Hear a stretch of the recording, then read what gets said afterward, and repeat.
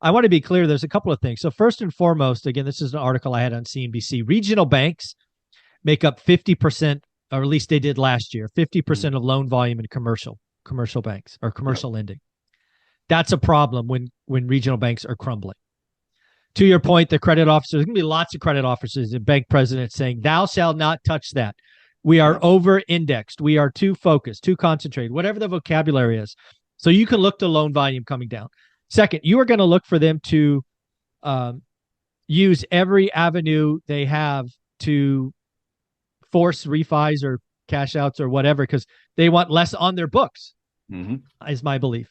And then I think the subtle point in your letter that I want to hit here even harder is limited partners, because I think all lenders will get a little bit more nervous and conservative, which will mean, buy better deals. They're going to want a higher return. The risk-free rate of return is 4 or 5%.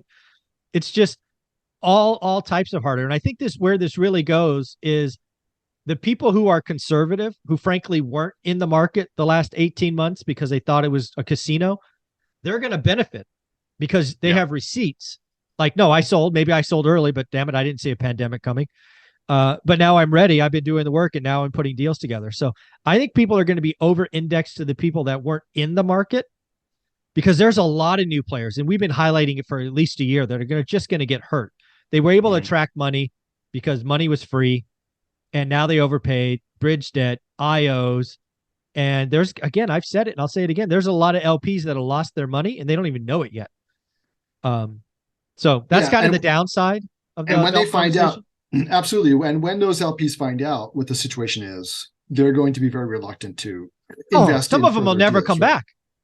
Some of them will never come back. They're once burned, right? I mean, twice shy. So they're going, that is going to put a further dent into liquidity in the market, and it's going to cause cap rates to rise, even more. I mean, we talked, go back on your playlist. Jonathan has an amazing playlist with hundreds of videos. You can go back and check videos from months ago. We've been talking about this. I think it's all risk, or really it's fear. I think what Saturday caused was fear. The other thing besides lending going down, Jonathan, I don't know if you agree with this or not, but I think consumer psychology was dented and damaged.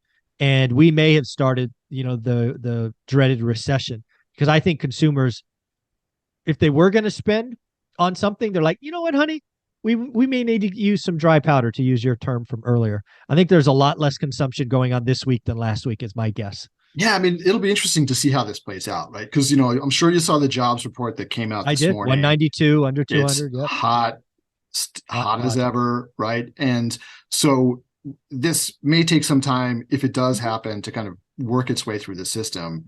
Yeah. So we'll see.